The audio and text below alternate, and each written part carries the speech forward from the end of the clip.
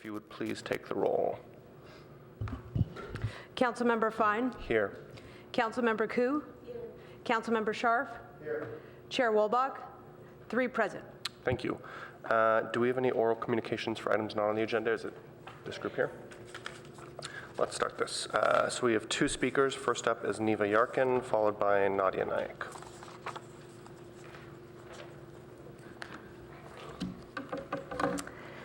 I'm Neva Yarkin, and I live on Churchill Avenue. I would like to say a big thank you to City Council and Jim King for taking eminent domain off the table for the Churchill crossing on June 19th. Some of us in the Churchill group had given our lives to this issue for months. We could actually sleep at night for the first time in months and not be afraid of losing our houses. On June 20th, we were able to get back to our jobs, families, and our private lives. Now we need to take eminent domain off the table for the rest of Palo Alto. Again, thank you. Thank you. And next is Nadia Naik. Hi, good morning. I know we're going to be talking about alternatives later today, but I did send an email to you guys all this morning. There's a resident in Menlo Park who had requested from Caltrain. They had some questions about the standards that are being used for Caltrain on the Menlo Park grade separations, and you will see that the official response back from Caltrain is that those standards are being changed, and they will be finished and completed by December. These are the same standards that deal with clearance levels and side clearance levels and all the sort of things that basically decide the types of grade separations that we can have and what kind of alternatives we could have. So I would request that we just sort of keep that in mind, but also make sure that the stuff that AECom is working with gets updated and when we'll know when it gets updated. But then more importantly, that Palo Alto considers really actively lobbying Caltrain and working closely with them to look at what kinds of flexibilities in those standards might be possible to allow us to have different alternatives. I mean, this would make the difference about whether or not you could do a short dip, for example, under Churchill and get back up. This is the kind of math that matters. And second, I would just say, as a general comment overall, the packet that we received, there's a printed page in the back that there wasn't very many copies of, so I don't know who got to see it. That's the only one that has pictures on it. The description that we're going to be discussing today has 0 images, which makes it pretty close to impossible for anybody to understand what is being described for Meadow and Charleston for today's discussions. So when you go through that today, I would hope that we take some time to really hone in on those images and explain it to people, because you can't see. And even the printed copy in the back, they're all black and white, so it's really difficult to see. Thank you. Thank you very much. Let's move on to item number 1, Connecting Palo Alto Rail Program, a continued discussion. We'll go through the staff report, and then I see we have a number of speaker cards. Josh? Great, thank you, Chair, members of the committee. I'm Josh Mello, the Chief Transportation Official with the city.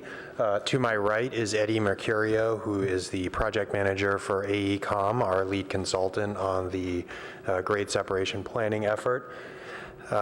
If you remember at your last meeting, we brought a similar presentation forward regarding the hybrid alternatives, the hybrid ideas at Churchill Avenue. And we recommended removing those, the reverse hybrid as well as the hybrid idea at Churchill Avenue from further consideration. You agreed with that recommendation. We subsequently took that to City Council, and they took action and removed the hybrid and the reverse hybrid from consideration at Churchill Avenue. At that City Council meeting, the full council directed staff to return with a similar analysis for the hybrid and the reverse hybrid at Charleston and Meadow. And since that council meeting, Eddie and her team have been doing some preliminary analysis of the hybrid idea and the reverse hybrid idea for Charleston and Meadow.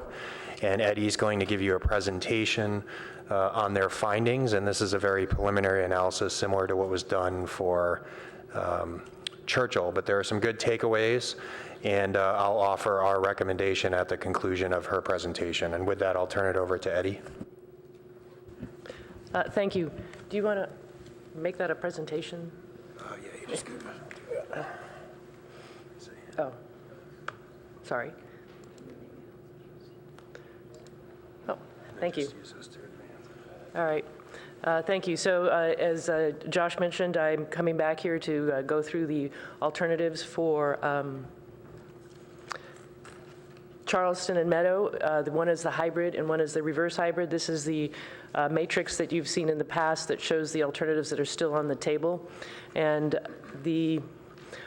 just to kind of recap what a hybrid is where we lower the roadway and we elevate or raise the railroad track, and the reverse hybrid is where we, flip that, where we lower the railroad tracks and raise the roadway.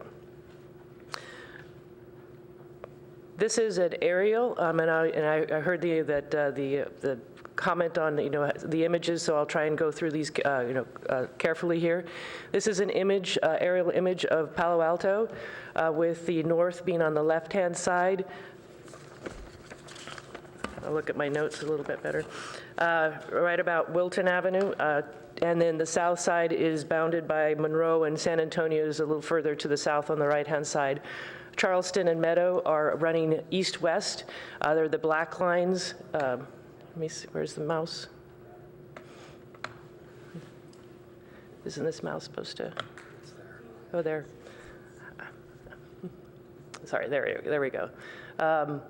These black lines running up and down are running east-west. Those represent Meadow and Charleston, and then the green line running across the photo here is the Caltrain railroad tracks. So in this place, in this location, we really don't have any restrictions or constraints on the railroad. We have San Antonio to the north, and so what we really looked at here is to minimize property impacts. And in that regard, we looked at how the constraints, which are at Park, the driveways, and looked at those, and then prepared, did a profile of the roadway that had those minimal impacts. With that analysis, we were able to lower Meadow about 7 feet and 6 to 7 feet, as well as Charleston. And what that does is it allows us to, for the hybrid, is we start at the north side, we go up at a 1% or 2% grade. We looked at both of them.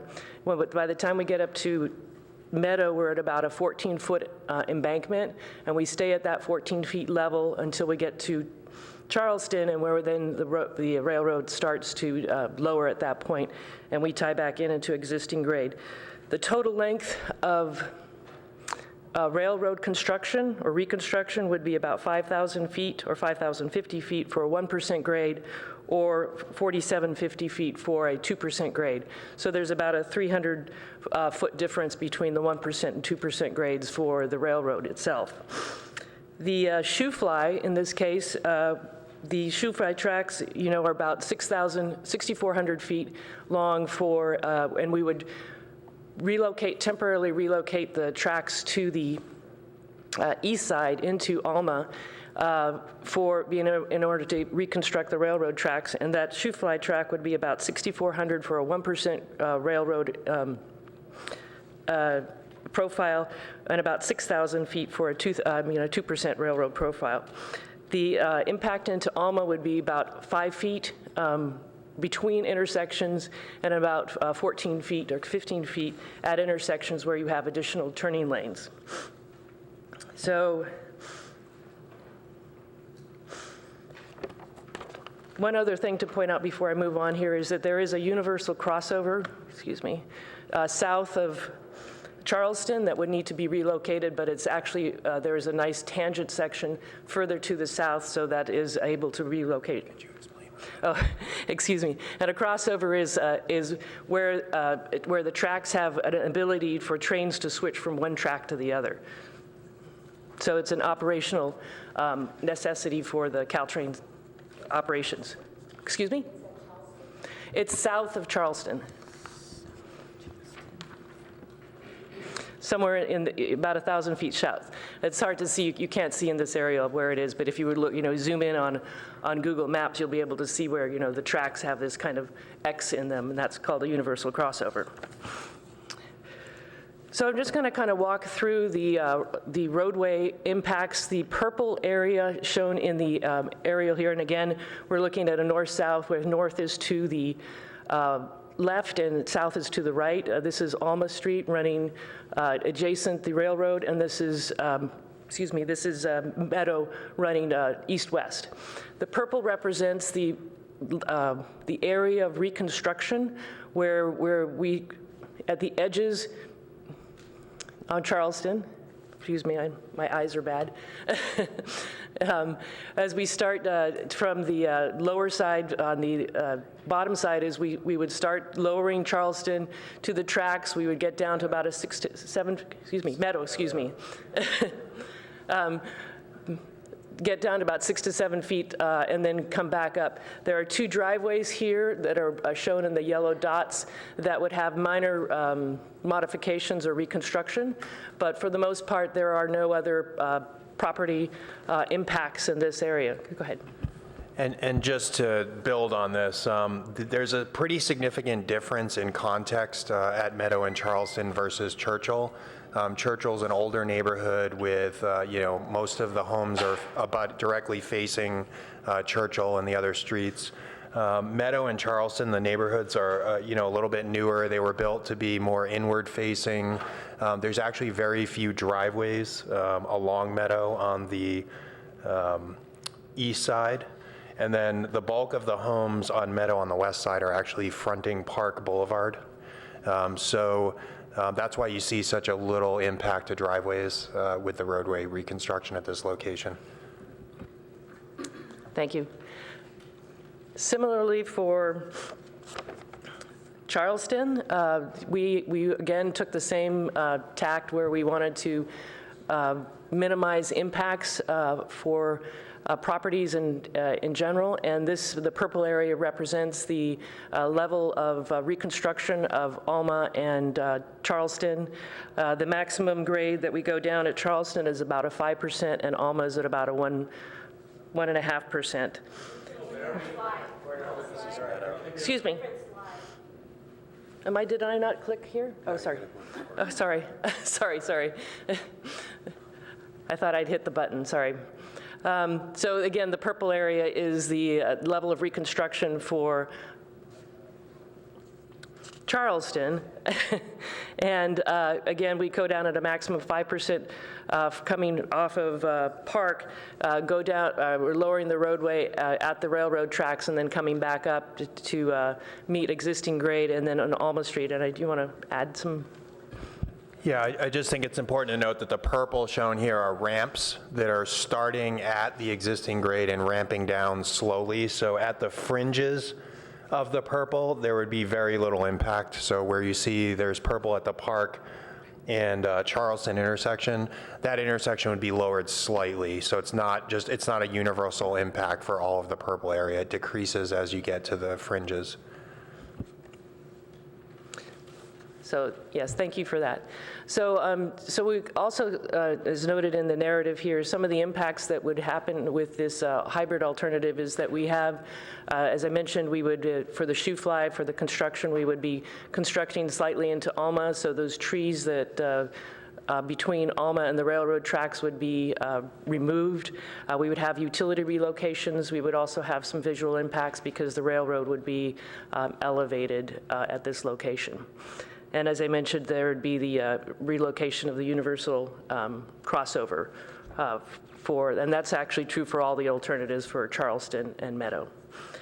So moving on to the reverse hybrid, this is the same map here again that we saw earlier of the aerial of Palo Alto, with north being to the left side. Meadow and Charleston are the black lines that are running east-west in the middle of the aerial, and the railroad is represented by the green line. At this here, this is the reverse hybrid, where we're going to be lowering the railroad below, or and then raising Charleston and Meadow above. We took the same look at this is where we wanted to minimize impacts. So we looked at the roadway profile first, and we're looking at that roadway profile with kind of those same constraints of where the driveways are and the properties are. We're able to only raise the roadway about 2 feet, and at Charleston and Meadow, 1 to 2 feet, and the railroad embankment actually goes down. We have to excavate down 31 feet. And what I'd like to point out here is the difference between, the bigger difference here is that when we lower the railroad, and the railroad is going underneath the road, we have a different vertical clearance requirement, which is 24.5 feet required by Caltrain, whereas when you lower the road below the railroad, you only have a vertical clearance requirement of 15.5 feet. So you see this big difference between, the level of excavation needed when we take the railroad below the roadway. We looked at the 1%, 2%, and 1% is not feasible because we run into San Antonio because, again, we're going so much deeper that the length of railroad reconstruction is much, much longer. And so now we do have the constraint of San Antonio Road on the south side. But at 2%, we're looking at about 6,800 feet of railroad reconstruction. The other thing to note, which is not shown on this, highlighted on this map, is that we also have a couple creeks. We have Barrow Creek as well as Adobe Creek that we'd have to take a look at how would a trench would, we'd have to have a siphon, but anyhow, that would be some additional engineering that we'd have to see how those creeks could be mitigated or dealt with.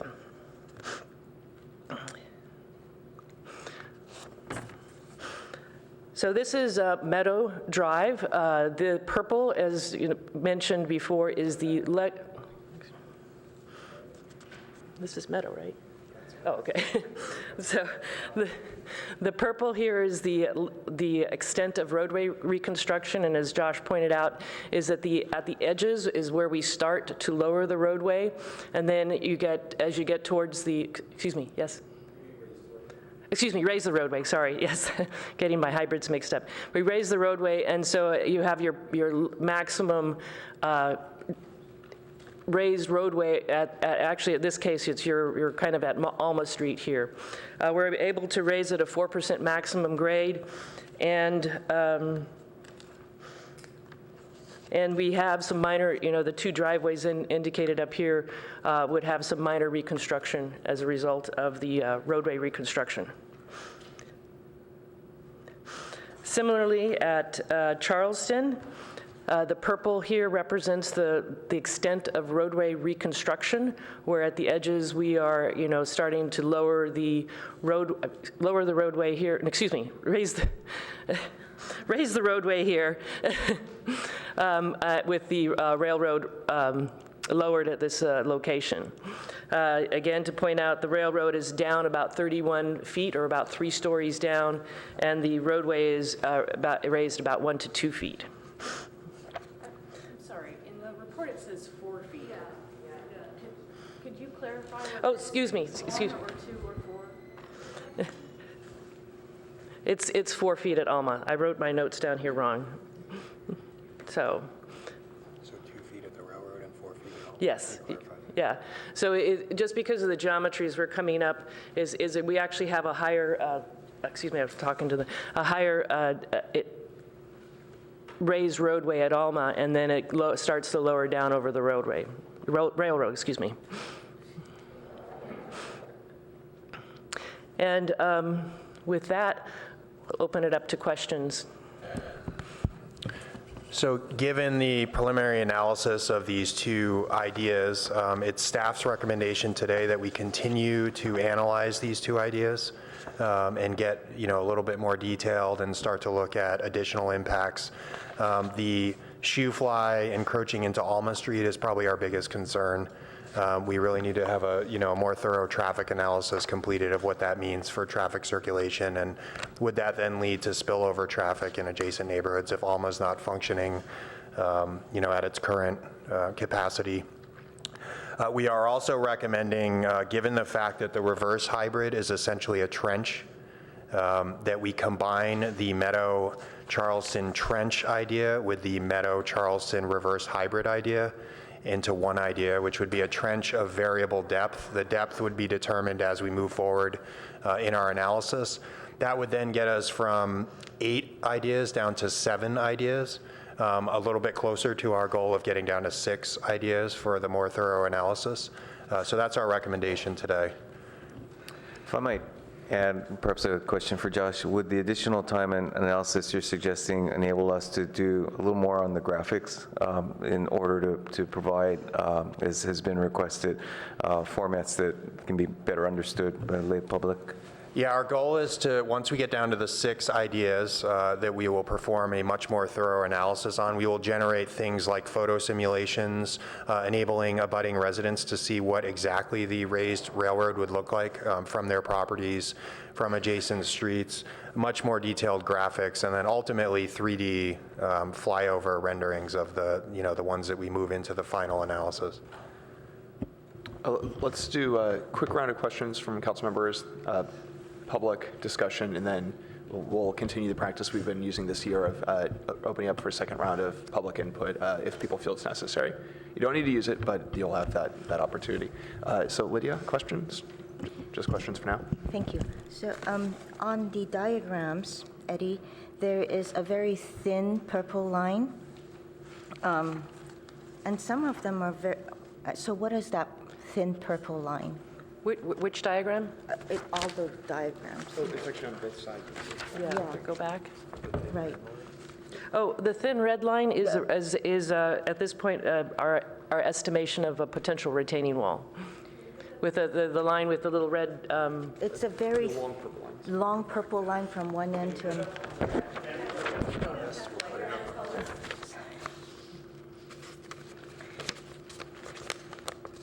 See, there's the purple line that abuts all the single-family home backyards. And I'm just kind of wondering, how far does that go with that retaining wall? I think there might be some confusion about whether that's a retaining wall. So are you referring to the parallel lines that are along the rail corridor? Yes. That's the edge of the right-of-way, the Caltrain right-of-way. Oh, yes, sorry. Oh, Yes. I see. So those are the property lines. So those are not the property lines. Nothing's going to be there. Those are the property lines. That's the edge of the property that's owned by By Caltrain, Caltrain. by the Joint Powers Board. Okay. And one more question line. is, the one that has the train going over the train that it goes over the roadway, what is the noise level with the train going, especially the freight? So we did include in our scope of work an analysis as to the noise impacts. That will happen once we identify the 6 alternatives for study. So there will be a noise analysis that will look exactly at that, whether the noise will increase because the railroad is elevated. But we have not analyzed that to date. Okay, but you're going to analyze both Caltrain, well, that should be less, but then the thing is both freight as well as Caltrain. Yes, we can do that. Okay. Thank you. Greg? So I just wanted to confirm, it looked like there was no takings on the Charleston one at all. Is that correct? No use of eminent domain on Charleston. Charleston doesn't have any. The preliminary analysis indicates that the biggest impact will be the reconstruction of 2 driveways At Meadow. at That's Meadow. at Meadow, but I asked about Charleston. Yeah, Charleston, there appears to be no direct property impacts, aside from retaining wall construction adjacent to some homes. All right, so that's good. And then on Charleston, there's no takings, and on Meadow is 2 driveways that are impacted. What does that mean, impacted? Does that mean there's a foot They're of raised taking? or lowered slightly to meet the new profile of the road. Oh, so you'll still there's- be able to get in on and use those driveways, they're just raised or lowered? We're going to have to do some additional analysis, but it's only a couple of feet at that point, so it would appear so. All right, so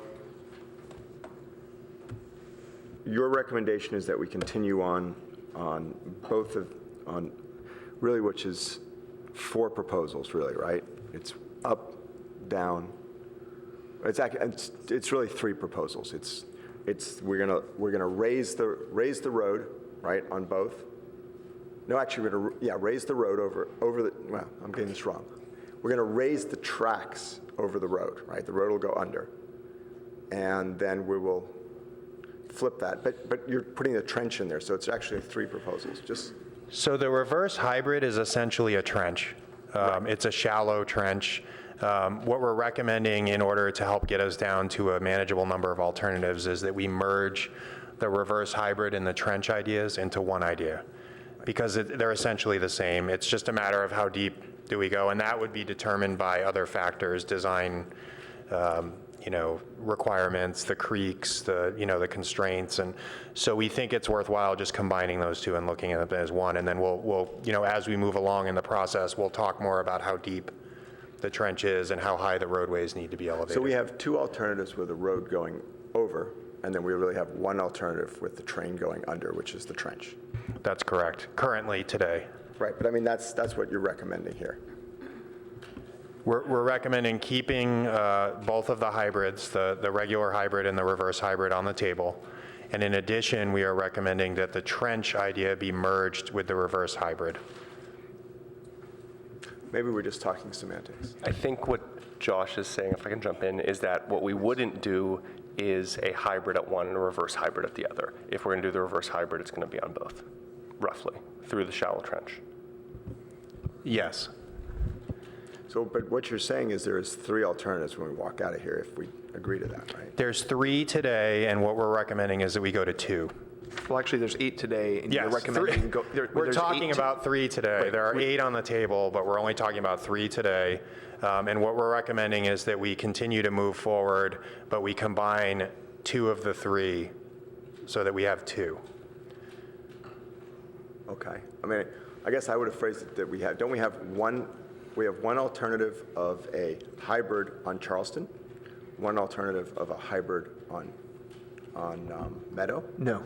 No, we're looking at Meadow and Charleston together because they're so close. So we would do the same thing no matter what, if that's what you're saying. Yeah, It's either a hybrid on both, I mean, it's either a reverse hybrid on both, which is a trench, or it's the hybrid on both. That's correct. Okay, so we have 2. I got it. Adrian? Thank you. This is a good start. Thanks for the report. A couple questions. So one, you did mention it, but it would be helpful to have some kind of diagrams or images of shoe fly tracks and what that would look like for us. Also, do we know what the 1 or 2% grade looks like from Alma and from also Park or somebody's backyard? If we are doing the hybrid, do we have any kind of diagramming of that? Would I be able to see, if I'm on Park or if I'm on Alma, what would the berm look like there? Yeah. So it's 14 feet up, but I think what, as Josh mentioned, is the next, we'll be looking at creating photo simulations so that we can have those views so people understand what that looks like from, and again, that'll be part of, we'll be getting direction of where those views should be taken from so that, we'll be making those photo simulations here later. And all of these options, do they maintain all movements from Alma onto Charleston and Meadow? Yes, at this point in time, our assumption for the roadway is that the existing roadway configuration is what we would be moving forward with for the same future. movements? Yeah. Okay. And this is kind of the knock-on question to that. If we go forward with either of these and we maintain those connections from Alma to Charleston and Meadow, those turning movements, since they're no longer signalized, would we expect more throughput, or how would that impact our traffic analysis? So the intersections would remain signalized, Alma and Charleston, Alma and Meadow. But, our circulation study did indicate that the act of grade separating may draw additional traffic. And we'll look at that in more detail, with the traffic analyses that'll be done as part of the full-blown alternatives analysis. Okay, so you're coming down on Alma, you still stop at a light, and then Yes. you can make your turning movement. The intersection would, remain at its current configuration, but it would just be lowered or raised, depending on the alternative. Okay, and what about pedestrian connectivity along Alma? I know it's not the most friendly right now, but would you still be able to be walking along that sidewalk on the east side of Alma and cross? Yeah, we're assuming the same cross-section. One of the negatives of bringing a road up or down, though, could be that it becomes less convenient for bicyclists and pedestrians. But in this case, it's a pretty negligible difference in elevation for the roadways.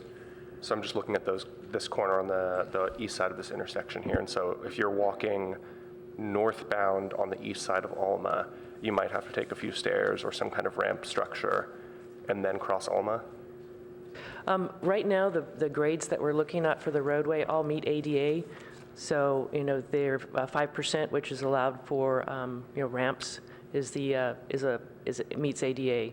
But the grade is going east-west, right? And I'm talking about it north-south. Oh, Alma would be constructed to meet ADA as well, because there's a sidewalk on the east side.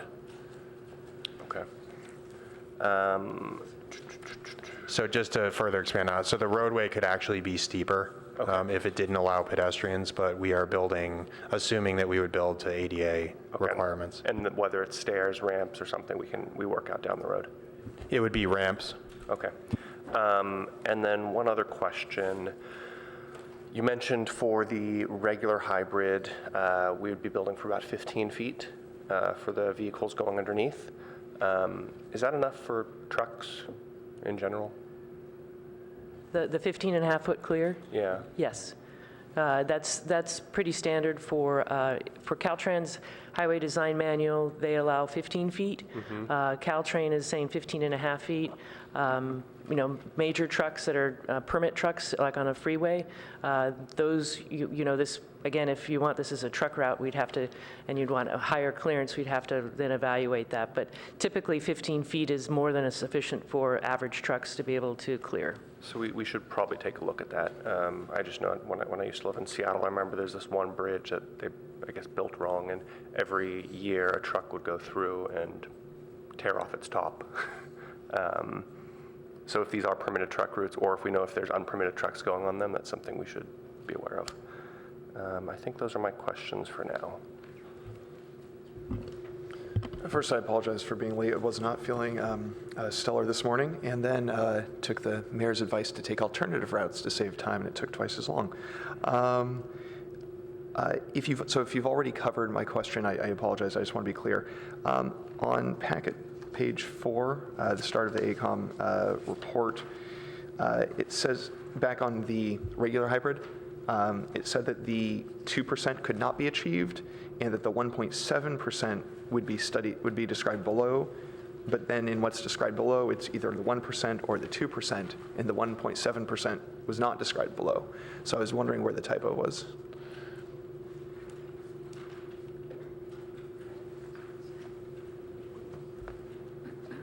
Is this in regard to the meadow? It says that. I'm sorry, we don't have packet pages, I apologize. Okay, in this report? Yes. Very first page, in the paragraph that starts, has the bold text that says permanent railroad geometry. At the end of that paragraph, it says the maximum grade of 2% could not be achieved due to requirements for the length of vertical curves and the minimum length of connecting tangents, 330 feet. However, a grade of 1.7% could be achieved and is described below. And then there's a description for 1% or 2%, but there's no description for 1.7. So I was wondering if where it says 2% where it says for the 2% maximum grade, should that read for the 1.7% maximum grade? Let me clarify that. So when we say 1% maximum grade, we're trying to achieve the 1% maximum grade, and we're trying to achieve 2%. And what we were trying to say there is that as we were looking, that we couldn't actually achieve a total of 2%. The most we could get to was 1.7 because of the geometric constraints that we have with the, and again, we'll have, with the entry grades coming in, we go into vertical curves that start to let us to ascend, and then we have vertical curves. And as we have greater entry grades and exit grades, that affects the length of the vertical curve. And so the geometry of the railroad only allowed us to achieve 1.7%, not actually 2%. Right, so I understood the technical. I was just trying to make sure the report was clear, and so that I could follow what was what and make sure everybody here could follow what was what in the report. I just want to make sure where it says for the 2% maximum grade, that should it's just a typo. It should say for the 1.7% maximum grade, because we are no longer exploring a 2% grade there because it's not technically feasible. right? I just want to make sure, I think a lot of people are confused by that. Yeah, the underlined heading of the paragraph is for the 2% maximum grade, and then the paragraph describes their efforts to achieve 2%, Right. which they were unable to do. They were only able to get to 1.7% because there's limits on the severity of the curves that don't allow you to get to that 2%. Right. Again, I'm just trying to have clarity for everybody in the public and on the council who's reading this and just might be a little bit thrown if they're looking for that. So again, we should basically stop talking about a 2% grade in that scenario because it's not achievable. Yes, at this location, 2% was not achievable Right. due to constraints on the curves, the Right. vertical curves. So we should stop referring to it as a potential, even if we got permits, even if we got approvals, the maximum we could do on MCL would be a 1.7% grade. And so for all of our language moving forward, all of our discussion about it, we should just scrap the 2% thing because it's impossible, right? Without encroaching into Oregon Expressway and San Antonio Station, yes, it's not feasible. Which we're not going to do, so, okay. So let's just, I think if we're all on the same page about that going forward, that for the hybrid, we can't do 2% grade. Unless there's something that was not considered here.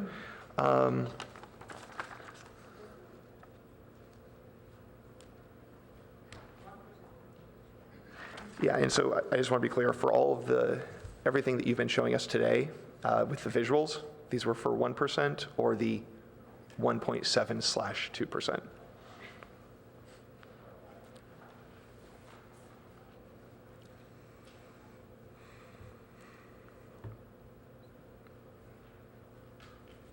Basically, which visuals were you showing us today?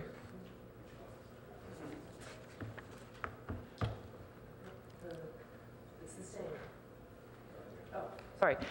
Whether we do 1% or 2%, the roadway excavations or fills are the same for that, because again, we started with that as our first look, is establishing the roadway profile, and then from there, we looked at what railroad profiles we could achieve. Got it. Thank you for clarifying. So just to further clarify, the roadway profiles were laid out in an effort to minimize property impacts, and then the railroad was then fit upon the roadway layouts.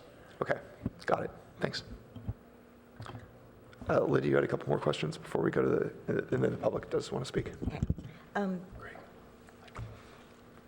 Help me understand so I'm very pleased about no impacts to property, but help me understand a little bit more about those two driveways, especially the one that is on East Meadow.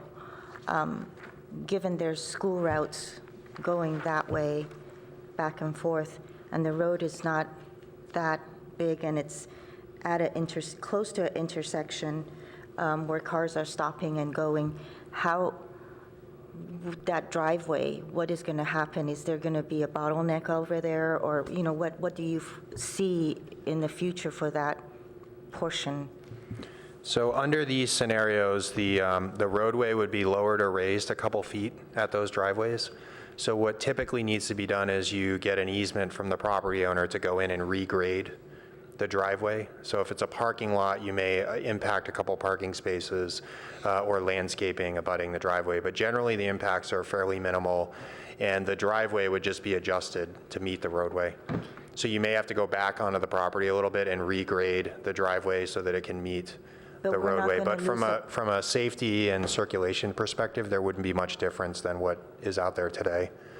If you want to see an example of this, in San Carlos, they did a hybrid near their train station, and there's a couple driveways there that were pretty, heavily impacted, probably more so than ours would be, but you can see how they adjusted the driveways to meet the new roadway elevation at Holly. Holly Street's a good one to look at.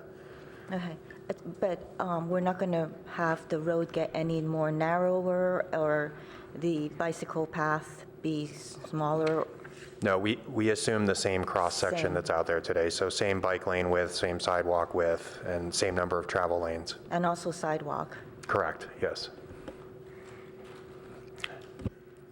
Okay, let's go to comments, questions from the public. Our first speaker is Parag Patkar, followed by Penny Elson.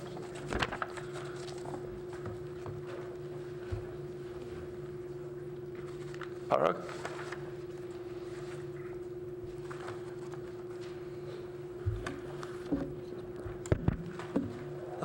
Thank you, Josh, and the AECOM team for doing this work over the summer. It's great to see that there's almost no property losses, which is fantastic. So thanks for doing that. And the two options that are on the table I live on Park, and the options are fairly drastic, as you can imagine. The fact that so the reverse hybrid is, of course, a far better choice than the hybrid, at least from my point of view. I live on Park, backing into the railroads. And the fact that you can put the train in a trench, right, is, of course, a much better option. The other option is, not very palatable. Train raised 14 feet going behind my house. I really don't like it too much. So those are the two feedback I've got, and I'm hoping we are still sort of looking at the partial tunnel between Charleston and Meadow intersections. So those are sort of my feedback. Thank you. Thank you.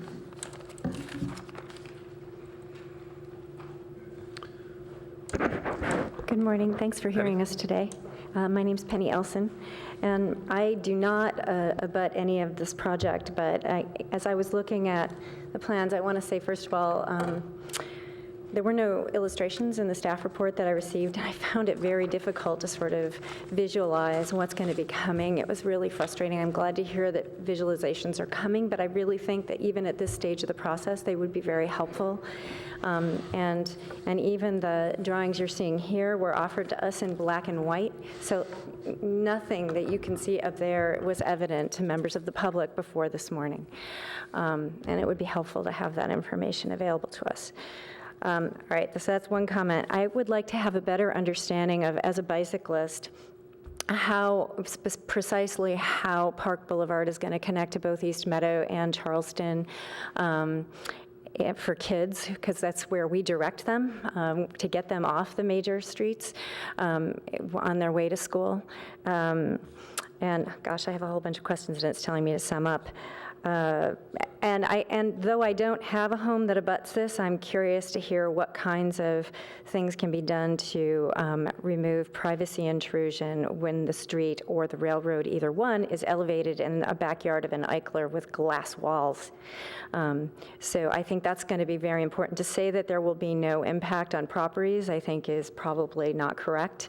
If I lived there, and I don't, but if I lived there, I think that I would find that to be quite intrusive. And then finally, oops, I guess, may I continue, or, okay, I'm finding the buttons a little confusing, sorry. I have lots and lots of questions that I think I'm going to submit in writing. I liked that you asked the question about the truck route, because I was wondering that myself. So thank you for raising that. And I'd like to know the specific ADA grades we're talking about, because for youth bicyclists in particular, they have smaller wheels and they don't have the muscle mass in their legs. So grade matters for a youth bicyclist. So I hope that we'll consider that on our school routes. And there may be some research out on that. Perhaps Josh or somebody can, I tried to dig some up last night, but I don't know where to look for it. We talked about, I'll send the rest of this in writing. Thank you very much. Thank you. Next speaker is Becky Epstein, to be followed by Lisa Marcacci. I hope I'm pronouncing that right.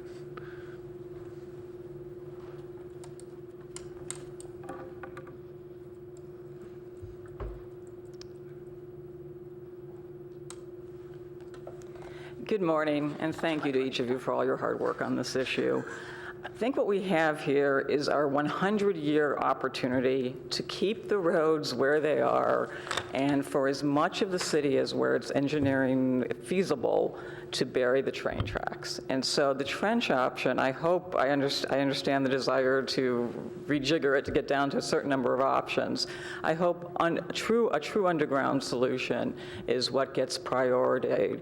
In addition, my big question after looking, trying to understand the visuals is, we're such a delicate balance in Palo Alto with all of our streets and all of the traffic impacts. What happens with Park Boulevard? It is a significant street that traverses much of Palo Alto. And I cannot tell from these diagrams if what is being implied is that maybe they no longer intersect with for vehicular traffic or not. And the implications of that really have to be studied. Another big point I want to mention is that I'm nervous about how we're using the word taking. I don't know if it's been studied, if that we're using it in a legally precise way.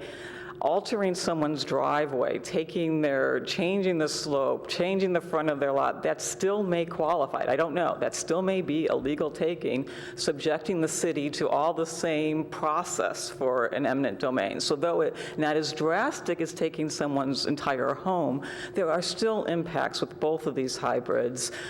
Big picture, they both seem like shortcuts. I think we know what the right thing to do is for as much of the city as we can, and that is to truly bury the train tracks. The benefits in terms of safety, noise, visual impacts, I think it's a real opportunity. And so I hope when you consider your next steps, it's that option that is being prioritized. Thank you. Thank you very much. Next speaker, Lisa, to be followed by Khurshid Gandhi. Hi, my name is Lisa Mercacci, and I live on Park between Meadow and Charleston. And I want to thank you so much for the work you've done so far, because it does certainly look way better than many of the things that we've seen in the past. I did want to make a comment that we are along Park and the other 380 people that signed our petition. We are against any raised railroad, and so the other option looks better, and then combining it with the trench, as Becky said, makes even more sense, or a trench or a tunnel. I would really, for us to really see what is in our backyards, we would like to see pictures. And then I am concerned about the bicyclists and the pedestrians. My kids go over along West Meadow, across over Alma a lot. And so what kind of grade for bicyclists does that really mean? And going over where it goes over the train, really, how different is that from like San Antonio? We have to get off our bikes and walk it. And that's all. Thank you very much. Thank you very much, Lisa. Khurshid, to be followed by Nadia Nayak.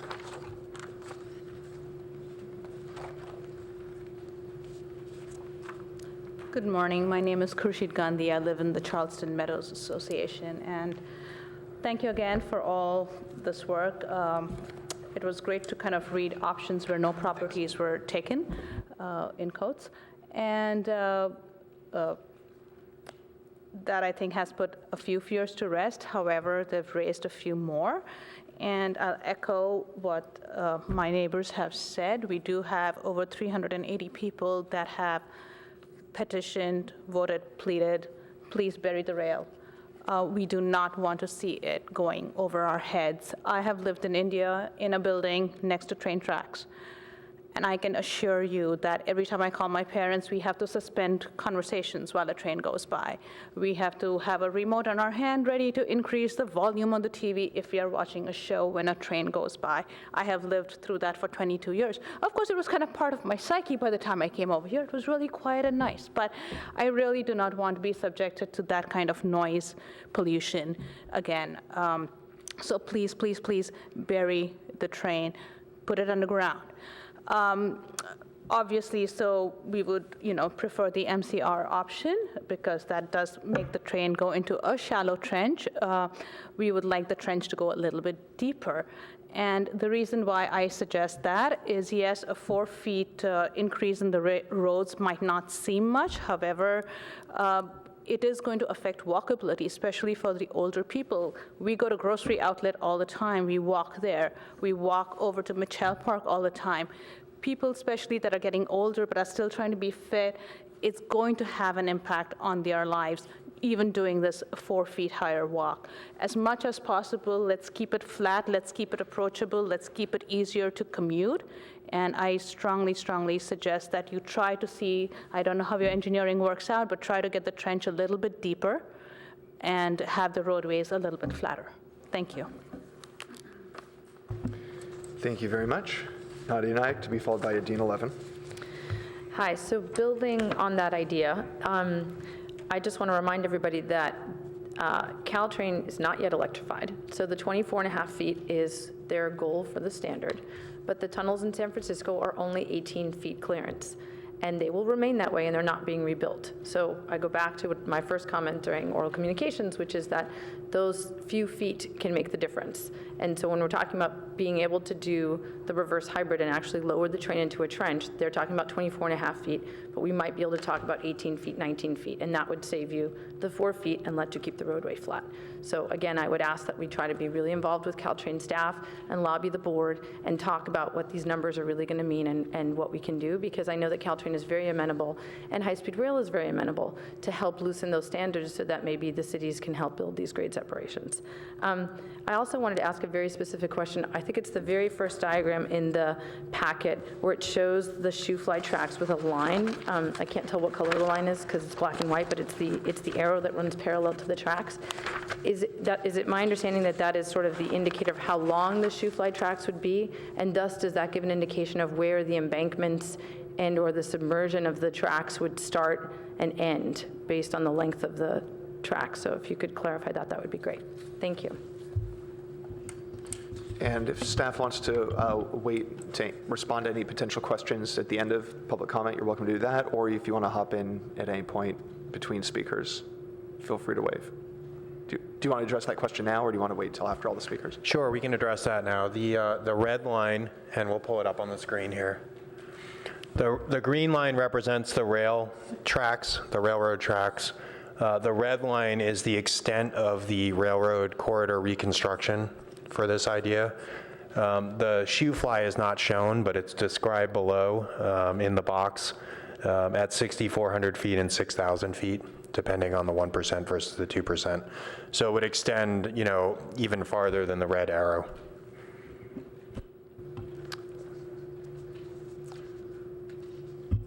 And the exact impacts of that will be further identified as we move forward. Okay, thank you. Dean 11 to be followed by William Robinson. And our last speaker for this is Annie Neff. Good morning, council members. Dean 11 with Friends of Caltrain. Just repeating the standard disclaimer that we don't take specific positions on grade separations in particular communities, other than recommending that as many grade separations be done as possible. Really glad to see that the outcome is really the minimal property impacts and not even impairing the function of a driveway, and that was something that many people were concerned about. So that's really good to see that there's this range of choices that do maintain people's houses. One question that I have is at what point in the creation of illustrations would fencing to protect the electric wires be shown? This is, and how tall would those fences be and what would they look like? This was something that in the community of Burlingame, when they weighed their various different choices, the appearance of the fencing turned out to have an effect on what they considered that was different than they originally thought. So I think that would be helpful for members of the community to be able to look at. So at what time will that be available is the question. Thank you. Thank you, Adina. Last two speakers, William Robinson and I'm sorry if it was Annie or Amy. I wasn't sure. Amy, I'm sorry. Amy. Hi, I'm William Robinson. My friend Penny and all my friends on Park. I live on Wilkie, so I really do feel for you. Wilkie is going to be the way bicyclists get from Charleston to Meadow eventually. More often, it'll be a bike boulevard. But regarding the train, it has to go down. The train is a highly organized and mechanized thing. There's no variability. Once you build it, however low you go, it stays that way. Whereas traffic is variable. Bikers, walkers, trucks, people who have a breakdown. It's just crazy. Now, I'm a crossing guard, or at least I'm off right now. And the railroad track currently is actually 3 feet above the east side. So we're talking about raising or having a 4-foot hump. I think you could get that flatter, close to 2 feet. It's actually a flood zone too. The tracks form a flood barrier.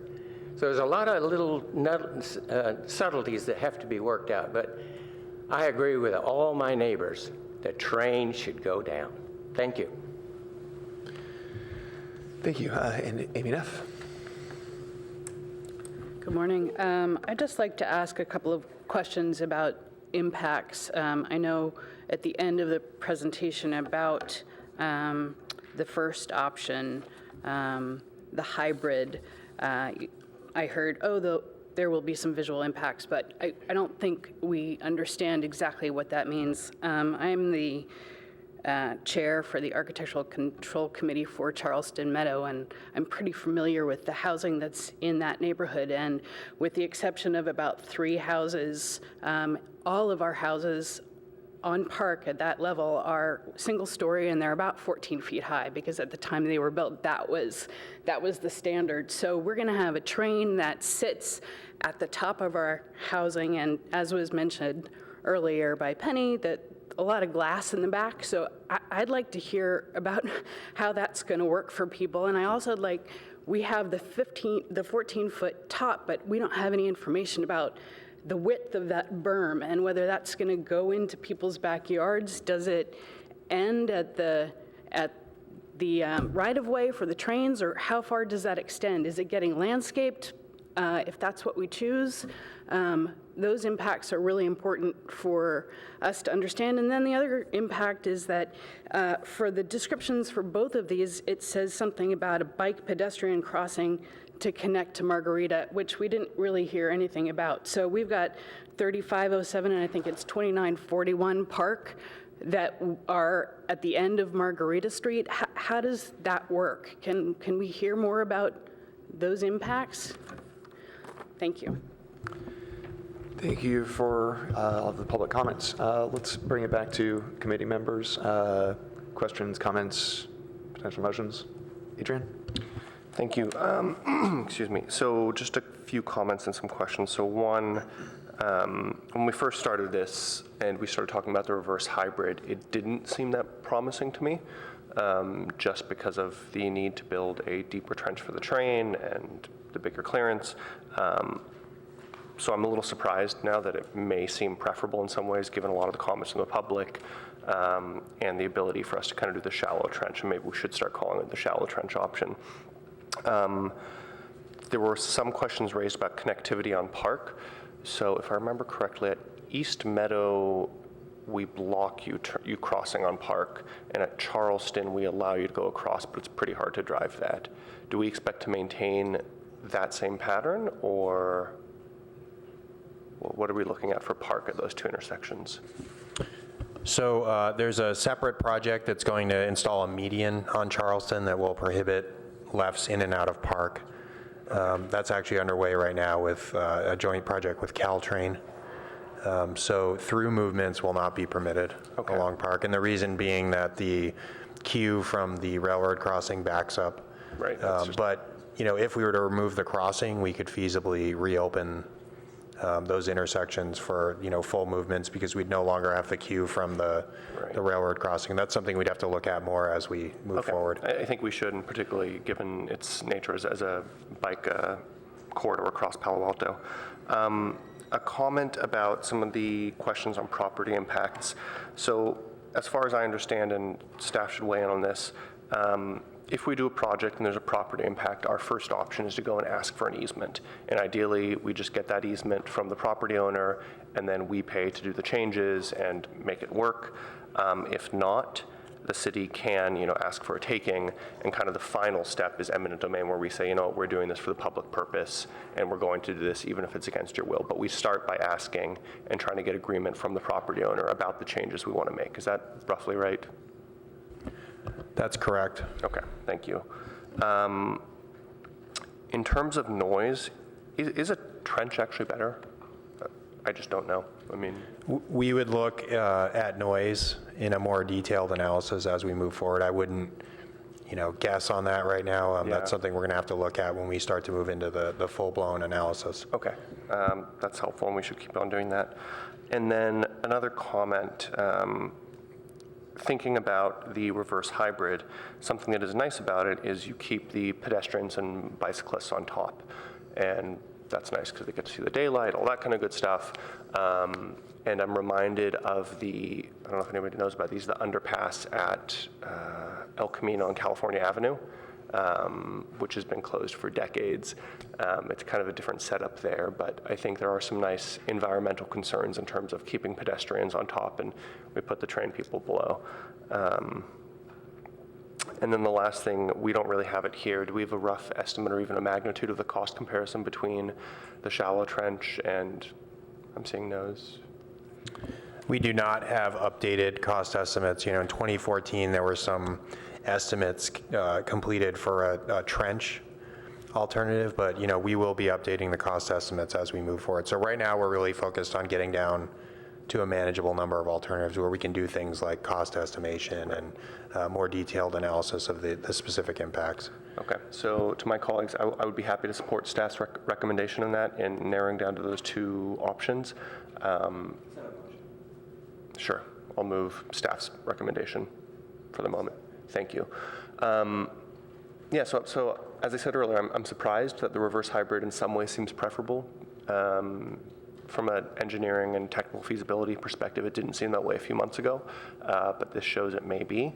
And I would look forward to seeing a bit more analysis, and as folks mentioned, some higher quality graphics, some imaging, the fencing issues, and then kind of sussing out a few details on pedestrian and bike connectivity, truck routes, so we can get a little more detail on this.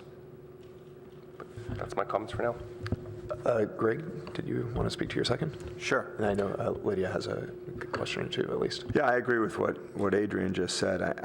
I do think the sooner we start working on those graphics and those flyovers, and I think the choice between these two, I think the sooner we can show people what it looks like, because I wouldn't want to make decisions on either of them without visualizations, without understanding all of the details. So, I think we're going to have to do that, and we might as well start on that as soon as possible. Because, as the members of the public said, it's way too hard to visualize just what you say. And then, have you looked at all the difference in the costs? So you think they're going to be roughly similar, orders of magnitude difference, or we just don't know? We haven't gotten to the cost estimation point yet, but that will come. Right. All right, well, thank you. Lydia? So you've been taking down all the questions that the public has been asking, so that, I don't know if you can answer them today or at a later meeting. I hope that we can bring those answers back to them. And to us, yes. Thank you. I have, I'm kind of in my mind envisioning San Antonio's overpass, and it's big, and this is in a residential neighborhood, what we're doing, the hybrids and the reverse hybrids. So I know both Adrian and Greg has asked for illustrations. We all did for illustrations and so forth. But I think that might not be sufficient.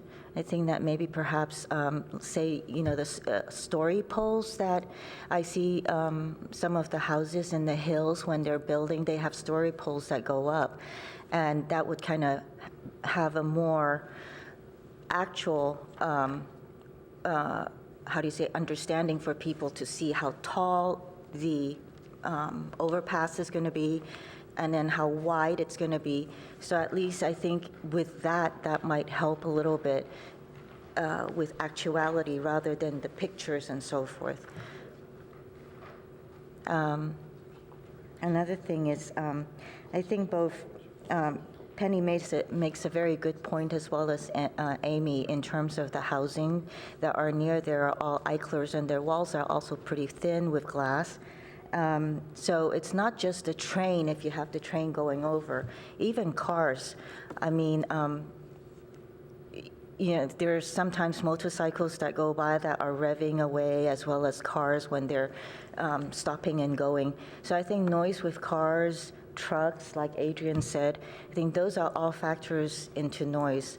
Having gone to airport noise, one of the ways that they mitigate is, you know, they have the insulation program. I mean, I don't know if, I mean, that's something that, you know, that's going to be even more costlier. So I think that should be also factored into costs, you know. If I could, that touches on a theme that we heard from the public as well. When I say that there are minimal property impacts, I'm strictly talking about property acquisition. Yeah. We certainly recognize that there would be visual and potentially noise impacts to abutting property owners, especially with the hybrid option. So I don't want it to sound as though we don't recognize that there will be visual impacts, aesthetic impacts, as well as potential noise impacts. Thank you, Josh. Then the trees. Can I kind of get an understanding of what the plan is for the trees around there? Probably most of them are going to come down, but then are we going to replace? Are we going to protect? What is some of the things that we're going to do for the trees there? So our initial look determined that we would likely have to remove all of the trees between Alma and the railroad corridor in order to construct the shoe fly track for the 6,000 feet where the shoe fly is required. The shoe fly is another pretty significant impact that we'll have to talk more about, both in, you know, the impact to trees and aesthetics, as well as traffic circulation on Alma Street. And then there could be assorted other tree impacts on the west side that would be determined as we move forward. I really look forward to the community meetings, you know, when that goes forth, because that's going to help really understand where the public is on this. This is right in their backyards. So thank you so much. A couple of thoughts and questions. First, I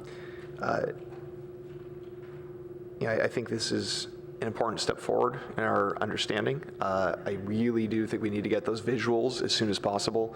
I know that, I think we all know and share the concern about property impacts in it being significant. You know, I think with our former discussions, our past discussions about grade separation, the numbers of property impacts, home takings, et cetera, that we were looking at was substantially higher. So I'm really glad that we're now getting at least a couple of potentially viable options where we're not taking a bunch of people's homes. And I just want to emphasize that that's an important step. You know, we still have, even if we reduce by one, we still have, you know, 6 or 7 other alternatives that we're, you know, other pieces of this whole project that we're looking at. But I think it's important that as we're, you know, first we were talking about the area around Churchill, now we're talking about South Palo Alto.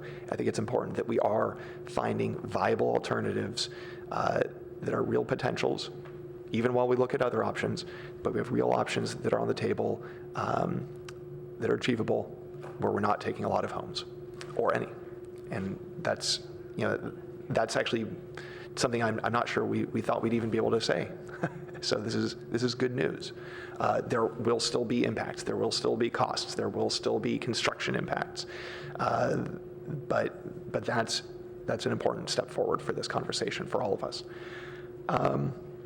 On this idea, it's the motion, it's the staff recommendation to combine MCT and MCR. Combining the reverse hybrid with the trench makes sense because it basically is a trench. On the other hand, the South Palo Alto Tunnel, I'd almost want to say pull that one out and make its own alternative because a tunnel would be so different. You wouldn't be raising or lowering the road to do a tunnel necessarily. You might not have to worry about the grade for trucks or for cars or for bicyclists or pedestrians. And so I just wonder, separately from our desire to get down to only 6 options, whether it makes sense to leave the South Palo Alto Tunnel, the Charleston Meadow area tunnel, in with the reverse hybrid and the trench. Just speaking, kind of hypothetically speaking, technically, because so much of what that would mean would be different. I just wondered if staff or consultant wanted to touch on that question. So there's, 2 different ways to think about this, in my opinion. The tunnel could essentially be a trench with a cap on it. And, how far we can get down into the trench or the cut and cover tunnel is determined by the constraints. So, based on the preliminary analysis, the cap would have to be slightly elevated, at the same level of Charleston and Meadow, because we can't get the tracks down deep enough and then back up again, unless we were to start north of Oregon Expressway, which would require rebuilding the entire Oregon Expressway underpass, or south of San Antonio Station, which would require rebuilding San Antonio Station. So we could look at the tunnel as a cap over the trench. In that case, it would make sense to merge it into this idea. The other way we could look at it is a variation of the citywide tunnel. So as we start to talk about the citywide tunnel, we may have to think about the extents and the termini, and it may end up only working in South Palo Alto at Charleston and Meadow. And we're going to have a whole discussion around the citywide tunnel, so that may be the place to put the South Palo Alto tunnel as a variation of the citywide tunnel. So what you're talking about now is basically a covered trench, not a tunnel.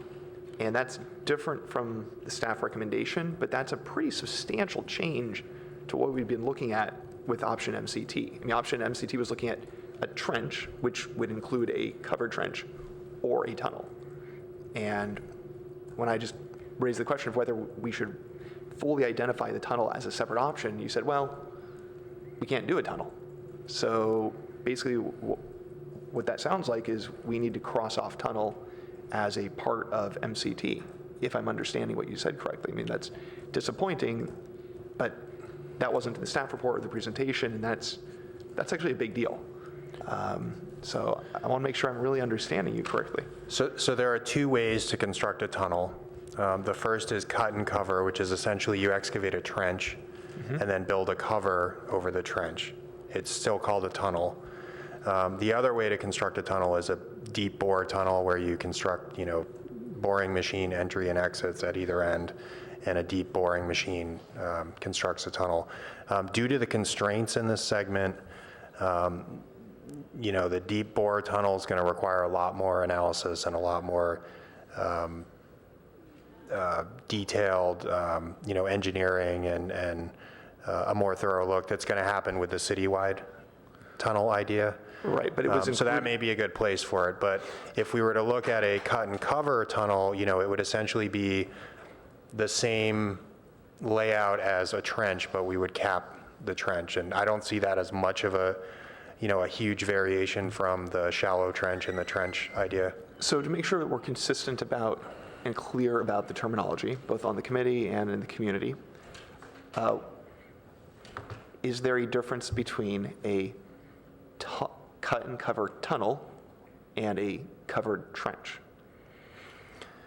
Or are those 2 different terms for the same thing? Traditionally, a cut and cover tunnel would restore the existing grade above. So you would excavate deep enough so that you did not have to elevate the cover. But in this case, Eddie and her team have already run, all of the track layouts and the vertical curves to see how far down we can get the tracks. And, we ended up with needing to elevate the roadways 2 feet to get to that. So essentially, we'd have a cover that would be at the same elevation as Meadow and Charleston, 2 feet above, unless you want us to, take an even deeper look and see, what the impacts would be, how far into closer to Oregon Expressway and San Antonio we'd need to go to get a fully covered trench. at the existing grade. But basically, a deep bore tunnel for South Palo Alto is not feasible because of the constraints of Oregon Expressway and San Antonio, correct? Yeah, we haven't looked at that yet, but, you know, you'd have the same constraints around vertical curves and your ability to get down below the roadways, and so that means your portals would likely be, you know, encroaching into Oregon Expressway and San Antonio Station. Right.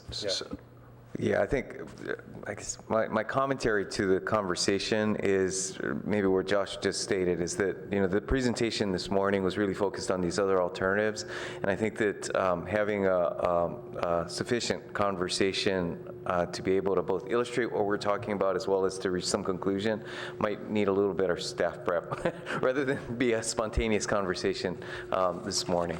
Well, I guess I understand that. I'm a little frustrated because we're talking about MCR and MCT today, right? Those are the two that we're talking about, and tunnel is part of MCT. So I'm a little frustrated that we aren't more prepared to have a deep dive conversation about that today, but I understand. And so, you know, we would continue this conversation. What we're recommending is that with our analysis, we look at trenching and tunneling together under Charleston and Meadow, and we would look at things like, you know, where the portals would need to be, what the cover would look like. We're not recommending taking, you know, the tunnel off the table. It would just become part of the shallow. So essentially, we'd have an idea that was shallow trench, and tunnel. okay, so we're basically combining MCR with MCT and broadening. It basically becomes a broader category of options. It's with several sub-options. Correct, and all would have the rail depressed some depth. And would we be able to do the different visual impact, property impact, cost impact, et cetera, for each of those sub-options in this new combined option? Yeah, I mean, what I suspect is that, you know, as occurred with the 2% analysis, that we'll find out that certain things just aren't feasible. And of course, we'll come back to you with an analysis of why they weren't feasible, and then a deeper dive into the ones that we think are feasible. And that could be, you know, a variation of the tunnel, could end up being feasible, may not end up being feasible. We have to do additional analysis for that. Okay, and so we're trying to get down to 6, and this would take us down to 7. And we're trying to get down to 6 before the deep analysis happens, which means we're going to have another meeting to eliminate another one before we can start doing the deep analysis. I just want to make sure I'm clear on the process here. Our next step from a staff perspective is to continue to do some preliminary analysis on the hybrid at Palo Alto Avenue, and then come back to you with some results on that. If that's viable, we might recommend, pulling off the closure of Palo Alto Avenue, and that would get us down to 6. But we didn't have that ready for you today. We're hoping to bring that back to you at the next meeting. Okay. With that, I'm going to be comfortable supporting the motion. And I do want to go back to the public. Are there any other speaker cards to speak? Okay. So I'm comfortable supporting the motion. Adrian and Greg, did you need to speak more to it? Adrian? So just one quick comment I'm kind of hearing here. Some folks are talking about kind of capping or covering the trench or deep tunnel or whatever we're going to do in South Palo Alto. And I know we've kind of had these like side dish options, right, of the bike ped tunnels, whether it's at Loma Verde, maybe it's Margarita too. And we may want to start considering that as one of these like side dish options. Whatever we do with a train depressed, can we cap some length of that area to make it less noise and more visually appealing? Great. Yeah, I just wanted to basically say, I think it would be very helpful if you had a list of the 7 options after this meeting when you come back, and not to put options on. There's still options on here that we eliminated, and I think that's a mistake. I don't think we want to do that. So I think you want to have a better chart. I think that would be really helpful, and it'd be helpful for me to be able to see what they are. It's back page 3. Yeah, and then I totally agreed with, I was going to ask that exact question, is that I think the next thing, hopefully, we do is eliminate the closing of the Palo Alto Avenue one. I think it's really important that we keep that open if at all possible. And so I was glad that you're deciding to bring that back. And then it's a little unclear to me. So is the Meadow and Charleston Viaduct, for instance, on the table still? I know the community's really unhappy with that, but I see that on the list here, and so that's why I said it'd be nice to have know what's on the list and what's not on the list. That is still on the list, and I apologize. The matrix includes the 2 Churchill Avenue hybrids that were removed. Right. However, the remainder that are shown in the matrix are still under consideration as of today. So I know the community would feel a lot better if we eliminated that viaduct. At least that's what I've heard from the community. And so, I mean, obviously I don't want to eliminate it without at least, having it on the agenda, because if there are people that support it and understanding it, but I do think that that's something you should bring forward as quickly as possible too, so people get that sense. Lydia? How is the community meeting going to work, the cap? I mean, some of the things, huh? It's going to be item 2. Oh, item 2, okay. Sorry. All right, let's vote. All in favor of the motion? Aye. Unanimous. Great. Let's take a 5-minute break. Oh, we'll take a 5-minute break and then move on to item number 2.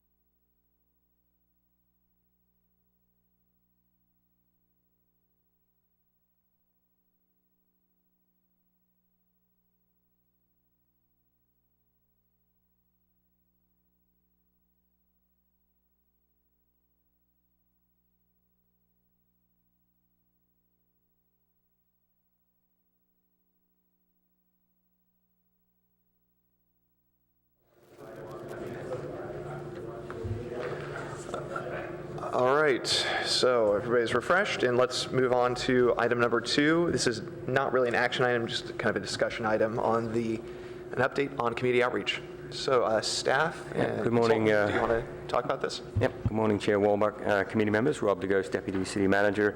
Just an update here by way of background on community outreach. At the June 19th meeting, just a couple of months ago, we presented a new community outreach plan with Eileen Goodwin, and that was approved by the council. It included a number of different things, and probably the biggest new thing was a community advisory panel, but also additional community meetings, stakeholder meeting plan, a new website, surveys, continuing the technical advisory committee, and of course our rail committees and additional materials related to that. This morning, we want to just give a brief update on the Citizen Advisory Panel and what we've been doing since we last met, and a community meeting that's planned for next week. Regarding the Community Advisory Panel, which is advisory to the staff and to the team, consultant team, and it was under the purview of the city manager to select that panel. We made applications, we drafted an application, then made it available to the public towards the end of June. It was open for several weeks, closed on July 16th. Then we took several weeks to evaluate the applications. We were looking for a number of things as defined in the application. And it was really mostly about sort of diversity, and diversity of geography, and diversity of neighborhood representation, diversity of proximity to the rail. We wanted to have some people that live close to the rail line and close to the crossings that are being impacted. We also wanted to have people that didn't live close to the rail line, because this is a community-wide issue. We wanted to have diversity of gender and age and culture, and a diversity of interest, and want to have all a common interest of people coming to this committee with a preconceived solution for what they thought needed to happen. We also were looking for diversity in how the citizens would connect with their community. So what is their, how connected are they, and are they willing to play that role both as representative from themselves, but representing their community, be willing to do additional outreach to be that bridge to their community. So it was sort of the criteria that we were using as we looked at these applications. We received 44 applications, and it was really great. I have to just thank all of the people that applied. There's really no right or wrong group here. I think everyone that submitted could provide value to a community advisory panel like this. So I just want to thank people that did submit and step forward wanting to serve their community. Of the 44, we probably knew about 50% of the applicants that we've already been meeting with, that we would consider sort of highly engaged from the beginning. And there was, about half or so that we hadn't yet met that were new to us. For those that we didn't know that we thought would be a good fit for the panel, we invited them in to have an informal interview with the city manager or his designee, which was great. And it was always good to meet new citizens and hear their perspective. And they all came prepared and ready to serve. So after that process, we defined a set of 12, and happy to say that we have equal number of male and female representatives. We have folks from south and north and east and west. So pretty good distribution of folks across the community. Real mix of people that have been highly engaged and actually bring a lot of knowledge and expertise, as well as people that are relatively new but have a keen interest in a collaborative process and being part of this.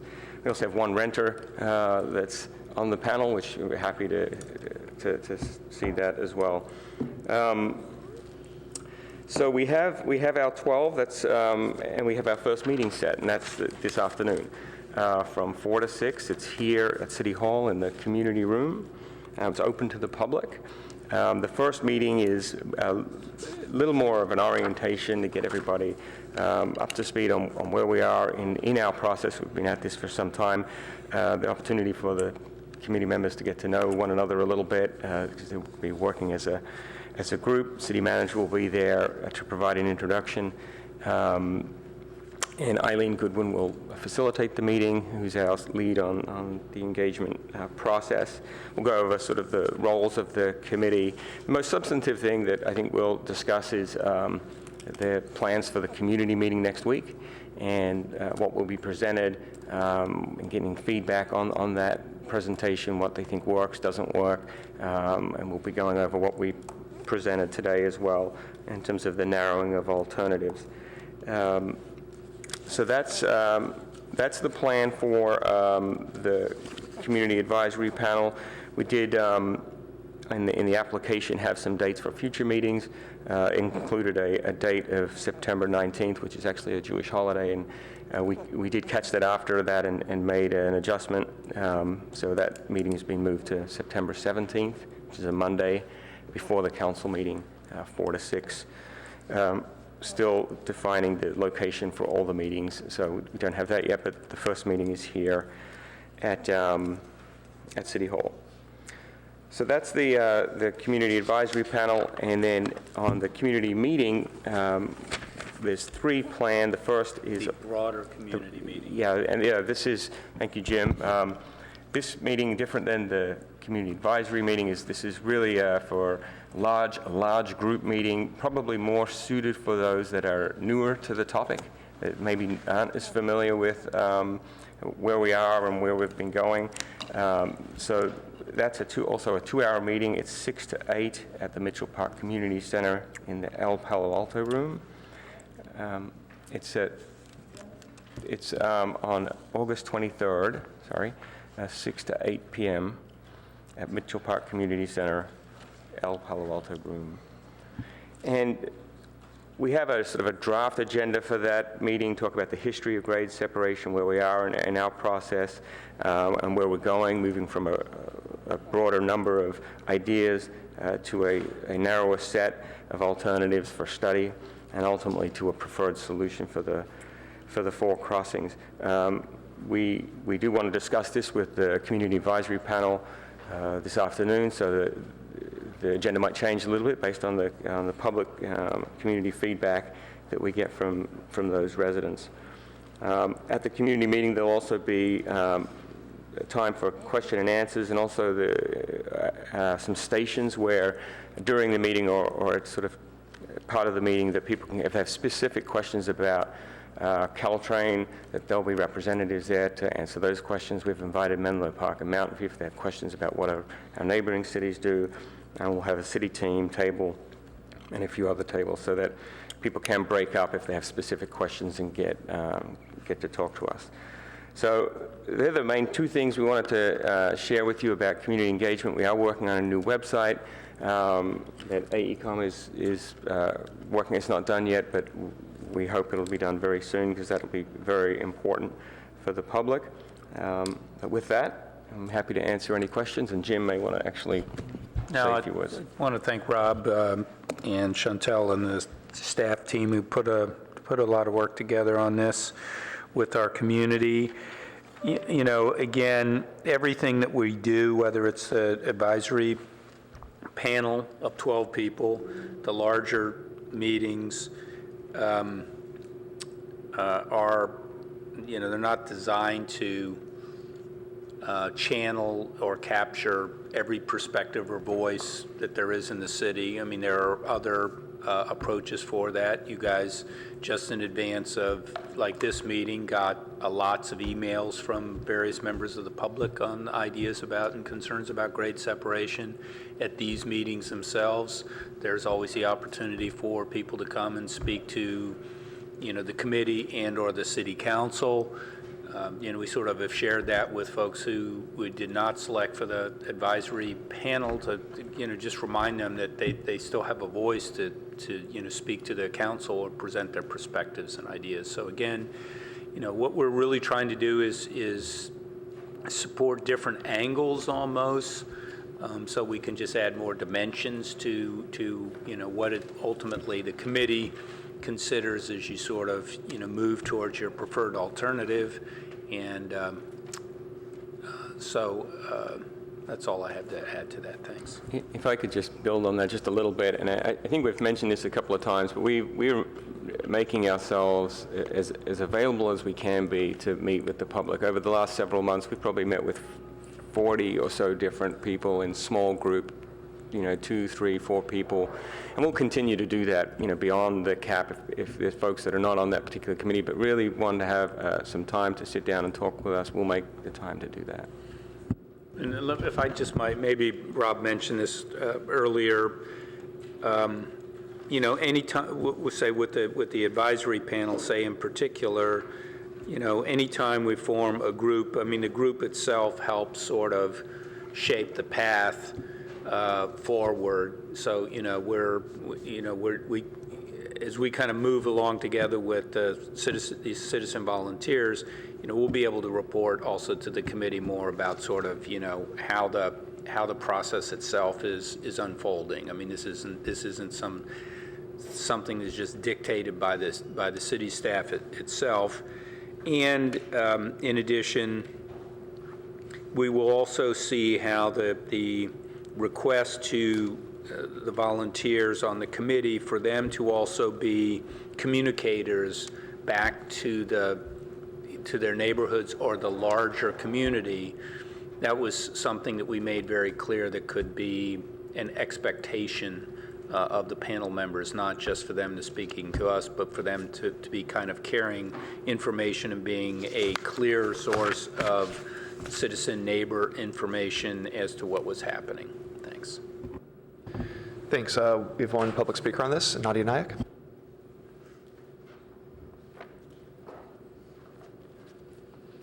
Hi, so I missed the last Rail Committee meeting where I know some of this was discussed, but it would be helpful if we could highlight how not the Technical Advisory Committee, because I know those are separate meetings, but how the other stakeholder group that was described, is that going to be a public process? Are they going to be public meetings? I think it related to the chamber and some of the other business interests. That would be super helpful. And then I would offer the idea that to the extent that the members of the Citizen Advisory Panel will be trying to communicate back to their groups, trying to think about ways that we could facilitate making that happen. So for example, I'm in Old Palo Alto, I'm on the committee, thank you. I live in Old Palo Alto. We used to have our community meetings at the church, and since that's been a hot topic, that's probably not the best place for us to have meetings. So to the extent that if we wanted to have a meeting for Old Palo Alto, we might be able to get some space at the Art Center, at some other place that would be appropriate, kind of facilitating those kinds of meetings and whatnot for whatever each group is trying, whoever they're trying to designate would be super helpful. And just thinking about, whatever other small ways there might be. Thank you. Thank you. Any questions or comments from colleagues on the committee? I have a couple, actually. Just want to double check the CAP meetings. Will be open to the public or will be private? There's advantages to both, but I just wanted to be clear. Open to the public. Okay. Yeah, and not actually hinted at it. I think we'll still be able to run it potentially as a more informal meeting, ourselves than we would for other public meetings, but the public will be obviously invited. Got it. And then, yeah, there was discussion besides the technical advisory group, the new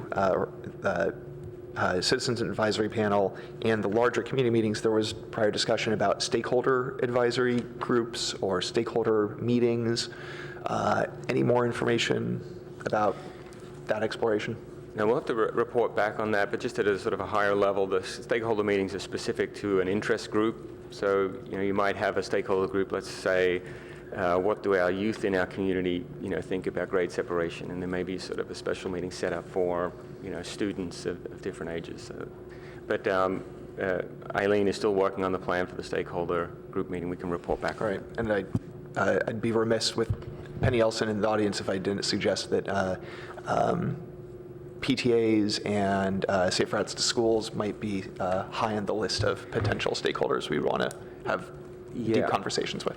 I can tell you that, Chair Walbach, because we've added to the stakeholder list. We got some good feedback last time we presented that there were, a few groups that weren't on there that needed to be on there, so they've been added. Well, looking forward to the report on that. Excited about the new website being on the way. On the community meetings, there was discussion about breakout groups, and just my experience in being part of or running community engagement meetings myself, I would strongly suggest that some people don't love them. I actually think that breakout groups are really useful, let people have small group discussions at their table. But they're most useful if they're followed then, and people know at the beginning, at the end of your discussion, somebody from your group is or two people from your group are gonna have to report out to the larger group, right? Because that way it helps kind of focus the conversation, prepares people to make sure their thoughts are coalescing around something that's communicable. And then the rest of the group, including the staff and the consultants, or any council members present, benefits from hearing the high-level takeaways from each table. So I'd really encourage that. If you're doing the breakouts, save time for each group to do even just a 1-minute report out, and then take notes about that. And then those report outs can be summarized and provided as a report to the committee, to the council, to the citizen advisory panel, et cetera. So I would just encourage that as a process to get the most out of those big community meetings.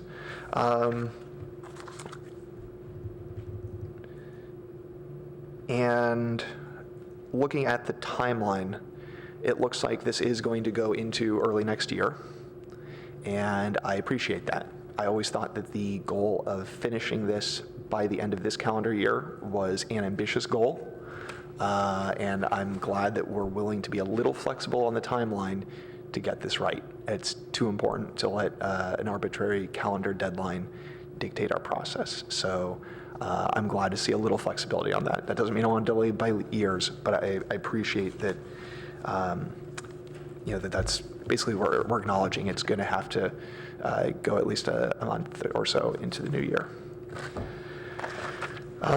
So those are, well, actually one more just quick comment. I know and it's been talked about a lot of times, but the details matter, and the details in the design matter, the details in the options matter, and I know that people on the Citizen Advisory Panel will emphasize that too. So I'm sure you'll hear plenty of that. So please be ready for it. Lydia? I just want to verify the CAP meeting, the advisory panel. Their meeting dates are, I guess is it starting today, August 15?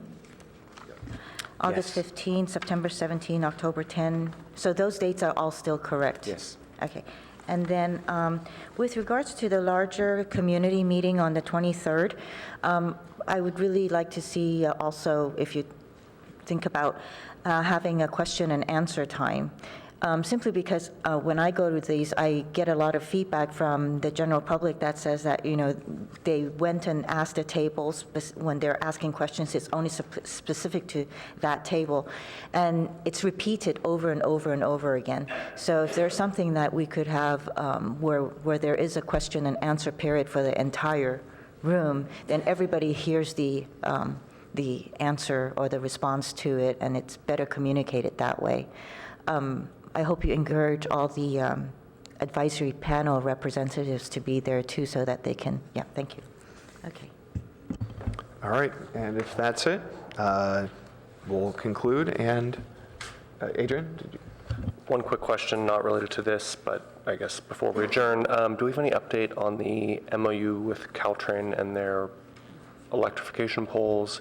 That's one question. And then the other is about our agreements with VTA, Sunnyvale, Mountain View, and how Measure B funds are planned to be dispersed. And actually, I was remiss. I skipped over interagency communications. So let's say we've moved that. So we finished item 2, now on interagency communications. Adrian's questions are good ones to start us off on that. Let's see, so with respect to the electrification agreement, I know that has still been going back and forth between the attorneys for the organizations, and so I will need a double check to see where that stands and bring it forward. I think we are hoping to bring it forward for committee discussion soon. Okay. And the VTA funding agreement? Yes, VTA funding I think is also still in I guess I'd characterize it as informal discussions among the agencies. There hasn't really been a gelling yet. I know that VTA has been trying to organize a meeting themselves to host the cities, and I think that's still in the works. Okay, so I'll just report out publicly. I've spoken to folks in Sunnyvale, which they're roughly pushing for an equal allocation based on the number of grade separations, and also elected representatives in Mountain View are as well. I think there is some question about whether closing a grade separation should put you in the running for some of that money, and so we may want to be aware of that. The only other thing is, I think it was 2 months ago, the assistant city manager and I were at an LPMG meeting, and HSR, is moving forward with their projects as they are. They have said that they are willing to back local agencies for bike and ped projects as they relate to grade separations and rail issues. So if we have opportunities there, whether it is for some folks who brought up the Seal or Loma Verde bike undercrossings, that may be something for us to look at. Thank you for that. And also just wanted to kind of ping and ask, next chance to talk to our lobbyists about both money and, frankly, pressure and changes around our relationship with Union Pacific, freight, et cetera. Next chance we could get our state lobbyists on the conversation about rail. I think it's important, and it's going to be more important over the next few months. Yeah, I reached out to that Townsend. Actually, this morning, as a follow-up to the little discussion we had at the council meeting about the reso votes that the council take up on September 10th, and trying to see if, ask him if he could be available to attend the September 10th council meeting, and if that didn't work, how quickly we could get them there. So I'll build this topic into, what we would expect some of the conversation with the council to be. So I should know, we should have that scheduled in the next week or so. Okay, that's good. Dean Levin?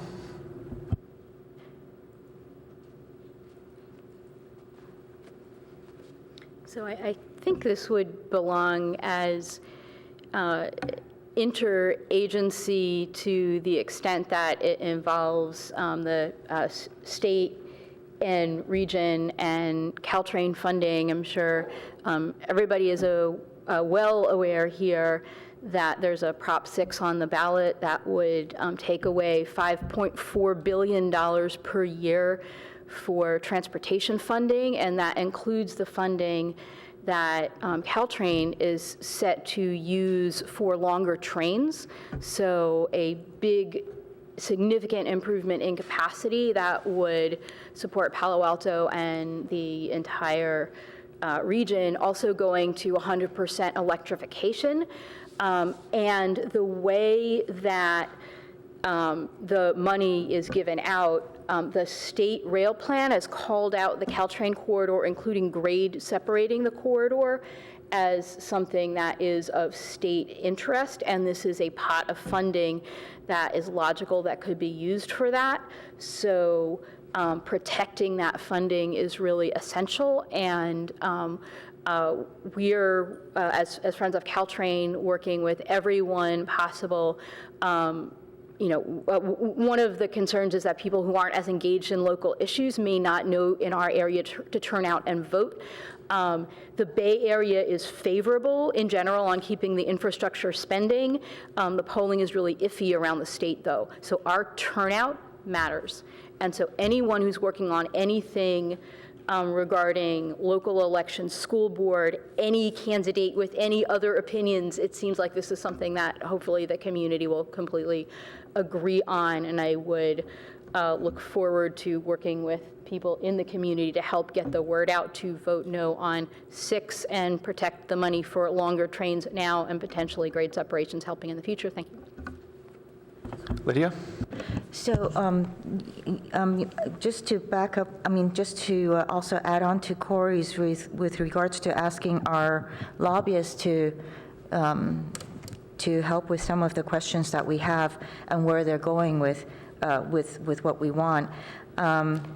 I was wondering, do we engage our district representatives in order to help us understand or clarify and bring to us an opinion of where our legislative council in the state, as to how much the state controls, I mean, how much do they, or even if they do or not, control the railroad pathway? To what extent? I think until now, I'm still unclear, where does Union Pacific come in, where does Caltrain come in, where does this, the state come in? So if we can get clarity on that, I'd like for you guys to reach out to our district reps, the offices of Berman and Hill. Thank you. All right, if there's nothing else, we are adjourned. Thank you.